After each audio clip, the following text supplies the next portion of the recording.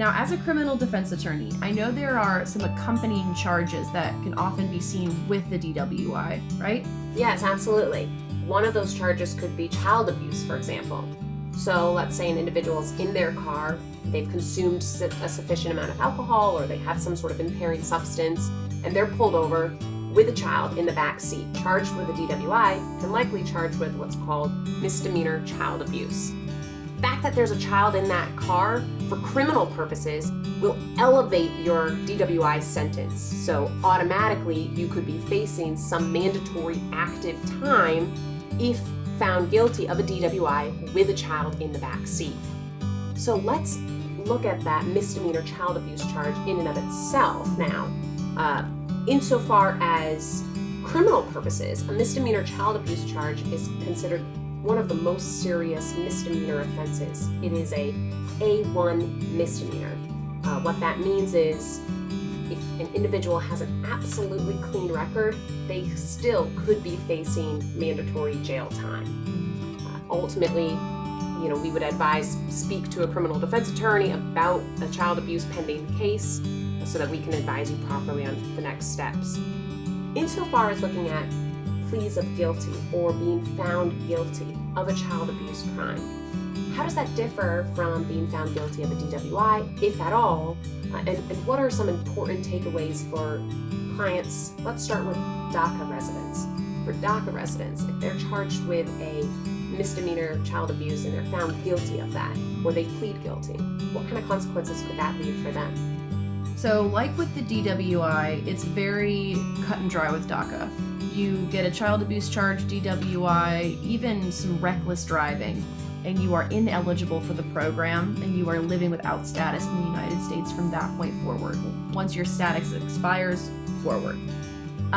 If you are eligible for other kinds of relief, like maybe you're married to a U.S. citizen and you are eligible to get your green card that way, if you have a misdemeanor child abuse conviction, then that is going to change the game as far as your process forward. So unlike with the DWI, you're going to need a waiver, or in Spanish, a pardon, for this particular charge.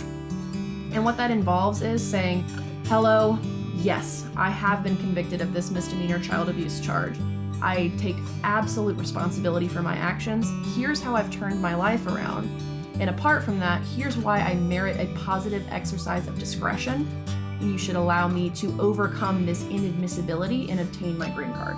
Now, so for some things, when a client is trying to prove those type of, to show, that they have overcome, they've changed their ways, they take responsibility, are there certain documents or certain parts of their application that they can gather together to help with that application? What are certain things that you're telling your clients to gather, or what information do they need to show that? Absolutely. The big one is going to be if that person had any sort of a substance abuse issue, and showing that they, maybe went to a rehabilitative center, maybe they go to a support group and have some sort of, like I know in AA they do chips for the time in which you've been sober, or just any sort of counseling demonstrating that you've sought help for this problem and that you're a human. You really want to humanize yourself quite a bit. That's really interesting, and especially as a criminal defense attorney, substance abuse, AA classes, for an individual charged with, let's say, a DWI and a child abuse, those are going to be courses that I'm going to recommend. I'm going to want my client to take substance abuse classes, to get an alcohol assessment, in order for us to try to keep their sentence lower, in order for them to look good in front of a judge, and also in order for them to feel better as a person and improve. We want the ultimate best thing for that individual as well, not just in the courtroom, but in life.